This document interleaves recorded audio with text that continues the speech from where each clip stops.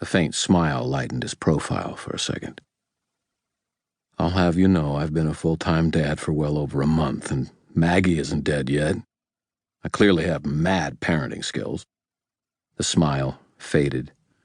Right, but... Harry... I put my hand on his shoulder. Don't borrow trouble, I said. There's plenty of that going around without looking for more of it. She needs taking care of, so whatever needs to happen, we'll do it. He stared at me for a silent moment and nodded once. Meanwhile, I said, you should probably focus on taking care of yourself so you can be there for her. I'm fine, he said, waving one hand. You don't look fine. That made him jerk his head toward me and glare. The expression changed him.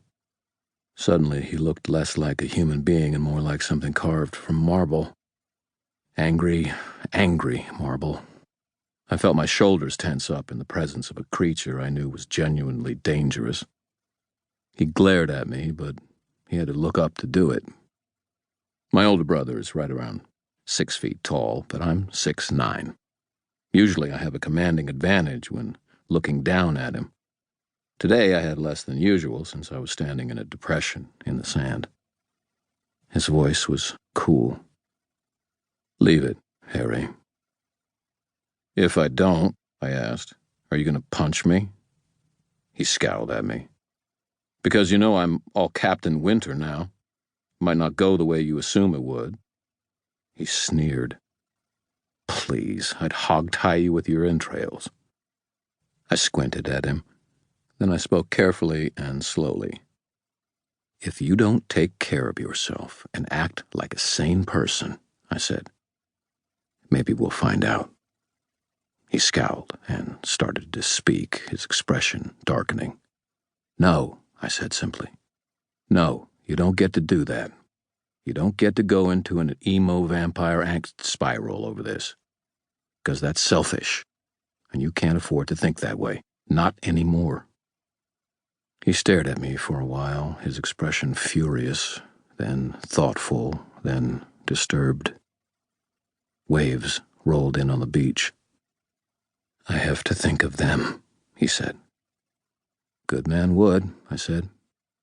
His gray eyes stared out at the lake. Everything is going to change, he said. Yeah. I'm scared, he said. Yeah. Something in his body language relaxed, and suddenly he was just my brother again. I'm sorry, he said, that I got edgy. I don't like to talk vampire stuff with you. You'd rather pretend we were just normal brothers with normal problems, I said. Wouldn't you? He asked. I squinted down at my feet for a while. Maybe, but you can't ignore things that are real just because they're uncomfortable. I'll sit on you and make you take care of yourself if I have to, but it's probably better for them if you do it. He nodded. Probably. I have a solution in mind, he said. I'll work on it. Good enough? I raised both of my hands, palms out. I'm not your dad, I said. Then it was my turn to frown.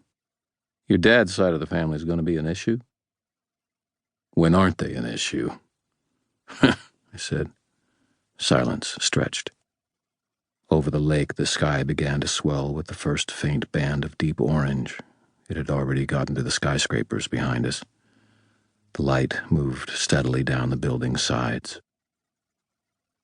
Sometimes, Thomas said, I hate what I am. I hate being me. Maybe it's time to work on that, I said to him. Isn't really the kind of thing you want to teach to a little kid.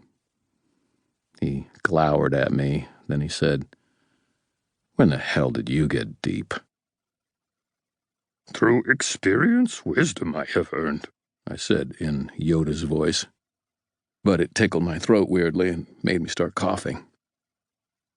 I dealt with that for longer than I should have needed to and was straightening up again when Thomas said, his tone suddenly tighter, Harry. I looked up to see a young man approaching us. Carlos Ramirez was of average...